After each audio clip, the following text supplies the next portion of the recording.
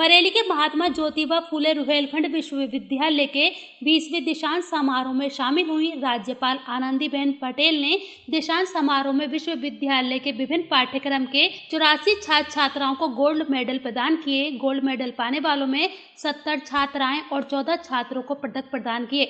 आज के कार्यक्रम में छात्राओं का प्रतिशत बहुत अधिक रहा।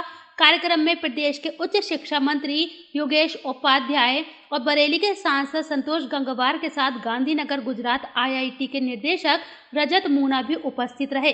कार्यक्रम में बोलते हुए राज्यपाल आनंदीबेन पटेल ने छात्र छात्राओं को संबोधित करते हुए कहा कि आगे बढ़ें, तरक्की करें, लेकिन अपने माँ बाप को कभी ना भूलें। उन्होंने कहा कि देश निरंतर आगे बढ़ रहा है, इसमें युवाओं की बड़ी भूमिका है। उन्होंने कहा कि नई शिक्षा नई नीति से पाठ्यक्रम में परिवर्तन हो रहा है। उन्होंने कहा कि आने वाले समय में विश्वविद्यालयों को आत्मनिर्भर बनने के लिए कार्य करना चाहिए। उन्होंने कहा कि G20 के देश के प्रतिनिधियों को देश के बारे में बताने में विश्वविद्यालयों की भी भूमिका रहेगी। योगेंद्र उपाध्याय जी, माननीय मंत्री उच्च शिक्षा, विज्ञान एवं प्रौद्योगिकी, इलेक्ट्रॉनिक, और हम लोग योग करने लगे। और Tata memorial Bombay cancer hospital है बड़ी, वे लोगों ने प्रयोग किया है कि महिलाओं को जो ब्रेस्ट कैंसर होता है ना, ये ब्रेस्ट कैंसर के समय पे यदि वो योग करती है तो उसका 3rd स्टेज तक पहुंचेगा, जो पहुंचा है कैंसर, इसमें से मुक्त हो जाती है।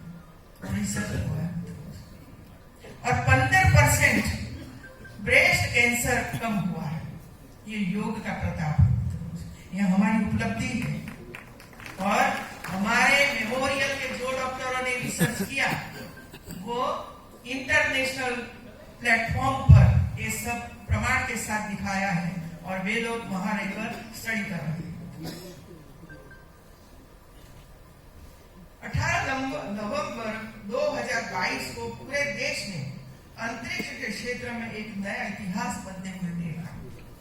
इस दिन भारत ने अपना पहला ऐसा रॉकेट अंतरिक्ष में भेजा था जिसे भारत के निजी क्षेत्र द्वारा डिजाइन और तैयार किया गया था। इस रॉकेट का नाम है विक्रम-S। भारत में बनाया, स्वदेश में बनाया, मतलब भारत में आत्मनिर्भर भारत। स्वदेशी स्पेस स्टार्टअप के इस पहले रॉकेट ने जैसे ही इसकी हरिकोटा से ऐतिहासिक उड़ान भरी, हर भारतीय का दिल गर्व से झूम उठा। मित्रों, विक्रम-S रॉकेट नई खूबियों से लैस है।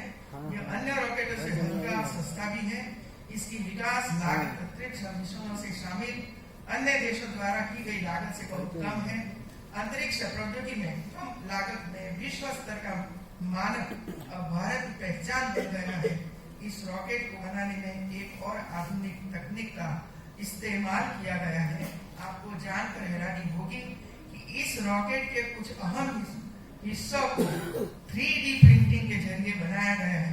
यह भारत में निजी अंतरिक्ष क्षेत्र के लिए एक नए युग की शुरुआत का प्रतीक है।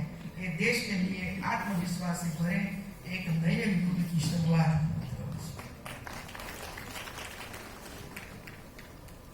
इसके साथ ही साल 2022 जन सामान्य में एक भारत श्रेष्ठ भारत की भावना जागृत करने वाला वर्ष भी रहा है।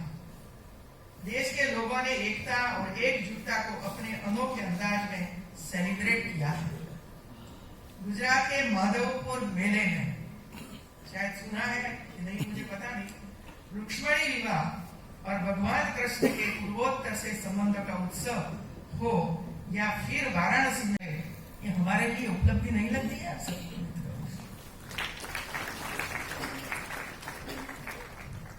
अब हम जब एक साल नए साल में प्रवेश कर रहे हैं, 2 साल के बाद 2023 की साल शुरू होगी, तो मुझे लगा कि भाई हम लोगों ने 2022 में क्या उपलब्धियां हासिल की है। और ये देखना ही पड़ेगा, हर व्यक्ति को भी ये देखना पड़ेगा कि मैंने एक साल तक क्या किया, नया क्या किया। हर परिवार को ये देखना पड़ेगा कि हम लोग कहां तक पहुंचे आगे, क्या हमारा रास्ता सही है, क्या इसमें से हमें फायदा हुआ, भारत को फायदा हुआ। तो विद्यार्थी मित्रों, वर्ष 2022 का साल समाप्त होने वाला है। वो दिन बाद शुरू हो रहे नए साल 2023 की आप सभी को मैं हार्दिक शुभकामनाएं देती हूँ मित्रों। बीता वर्ष 2022 हम सभी के लिए कई मायनों में बहुत ही प्रेरक रहा। इस साल हमारे देश ने अपनी आजादी के 75 वर्ष पूर्ण किए और इसी वर्ष अमृत काल का प्रारंभ हुआ। वर्ष 2022 की अनेक उपलब्धियों ने पूरे विश्व में भारत के लिए एक विशेष स्थान बनाया है। आजादी के 75 वर्ष पूरे होने के मौके पर प्रधानमंत्री जी के आह्वान पर 13 से 15 अगस्त 2000 के बीच चला हर घर तिरंगा अभियान, भला कौन भूल सकता है। आजादी के 75 वर्ष के इस अमृत काल में पूरा देश तिरंगामय हो गया था और 6 करोड़ से ज्यादा लोगों ने तो तिरंगे के साथ सेल्फी भेजी। 6 करोड़ लोगों ने सेल्फी बनाकर भेजी। ये भारत की ताकत है। भारत के लक्ष्य और कार्य वैश्विक कल्याण को प्रभावित करते हैं। जब भारत खुले में शौच से मुक्त होता है तो इसका सकारात्मक संदेश दुनिया में जाता है। हम भी लोटा लेकर जाते थे और हमारे सामने बैठे सब, इसमें से एक पास हुए बराबर कि नहीं? लोटा लेकर जाते थे ना गांव में। आपको जाना पड़ता है नहीं, क्योंकि घर घर शौचालय बना। और 2014 के 15 में जब प्रधानमंत्री जी ने लाल किले पर से बोला कि हम घर घर टॉयलेट बनाएंगे, तब उसकी इतनी टीका करी थी लोगों ने। लेकिन महिलाओं का दर्द किसी ने नहीं सुना।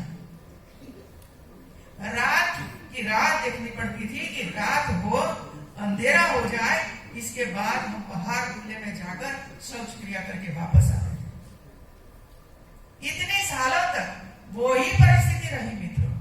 एक प्रधानमंत्री ने तय किया कि घर घर शौचालय होना चाहिए और एक अभियान चला और घर घर शौचालय बना। कितनी बीमारियां दूर हो गई, कितनी बीमारियां दूर हुई, सुरक्षा कितनी हुई है, ये तो जिसने भोगा है ना उनको पता है, आपको पता नहीं। दूसरा टीबी। हम कहते हैं कि हमारा यूपी बड़ा देश, बड़ा राज्य है, लेकिन टीबी का पेशेंट कितना है कभी सोचा? टीबी के पेशेंट कितने हैं? सबसे ज्यादा यूपी में, क्योंकि सबसे ज्यादा आबादी यूपी में। ये अभियान चल रहा है मित्रों। टीबी के मरीज को गोद लेना, उसको थोड़ा सा खाना पीना कर देना और 6-8 महीने तक उसकी देखभाल करना, स्कूल में जाए, पढ़े और आगे बढ़े, इसके लिए पूरा अभियान भारत में चल रहा है। और 2025 तक हमें भारत को टीबी मुक्त बनाना है मित्रों, टीबी मुक्त बनाना है। और ये अभियान और जोर शोर से चल रहा है।